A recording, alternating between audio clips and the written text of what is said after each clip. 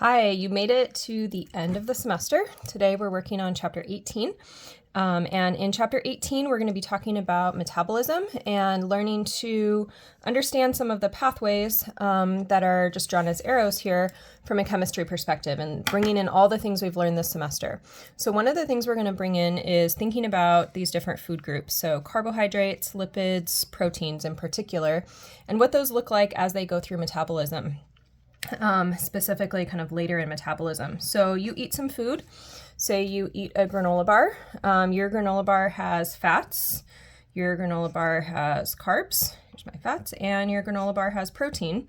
And ultimately we want to be able to send those through all these pathways and get some ATP at the end of it. So that's what we're going to be looking at in a little bit of detail in this chapter.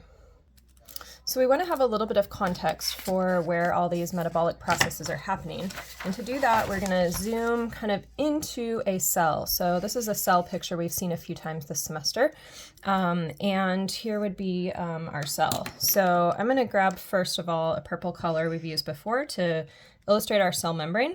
So that's this whole thing here. And this is just a blow up of this cell here. So if I blow that up, it looks like this. And here's cell membrane in detail with those phospholipids and some membrane proteins. So we learned about that cell membrane in chapter 15, right? And this is going to be a cool way to kind of see everything come together.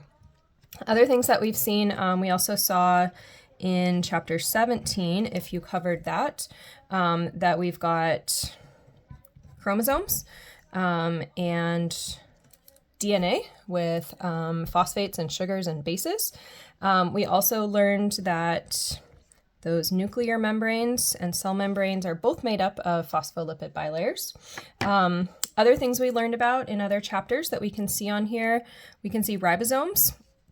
And so when we see ribosomes and we've got translation happening here, the formation of those proteins, this is a protein here, was something we learned about in chapter 16.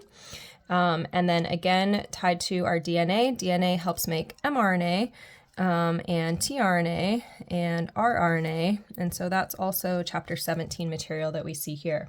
But the new piece in this chapter is we're going to be really focusing on our food. And so we might call that our substrate, or we might call it food. And we want our food to come on into the cell and ultimately turn into ATP, right? That was what we saw on the previous page. And so that food comes into the cell, but eventually it works its way all the way into an organelle that we haven't really talked about much, and that's a mitochondrion here. And so as we look at the mitochondrion, this will also have lipid bilayers around it. I'm not going to color those in, but rather just circle them. And so in the mitochondrion, we're going to be talking today about stages of metabolism. And so our first stage of metabolism is going to be hydrolysis of our food outside of the cell.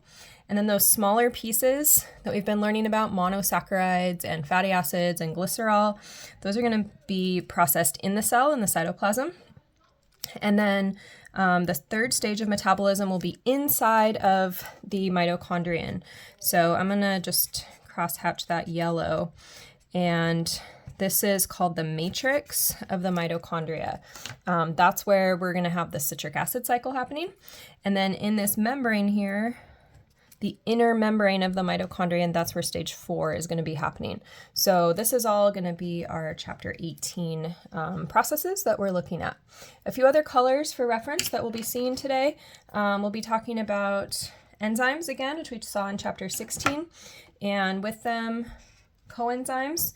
And so if you remember our sketch of enzymes that we did back in chapter 18, if we have an enzyme, the coenzymes are there as little helpers for the reaction, and then our substrates come on in and are acted on by that enzyme. So that's kind of seeing those colors together there. Another thing that we will see that we've seen before throughout the semester is bases. Bases are going to show up in our nucleotides.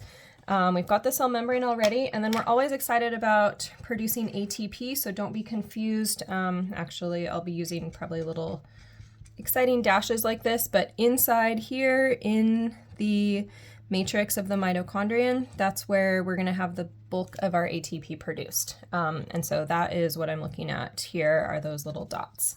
Other things to think about, other vocabulary words, mitochondrion, that's these organelles that are blown up here. And then we'll have a bunch of reaction types. Some of these are familiar, some of these are old. So oxidation, reduction, oxidation, we'll see losing hydrogens. Reduction, we'll see as gaining hydrogens. Hydration, like when you're drinking, you're gaining H2O. Dehydration, losing H2O. And then we have some new reactions here. Phosphorylation.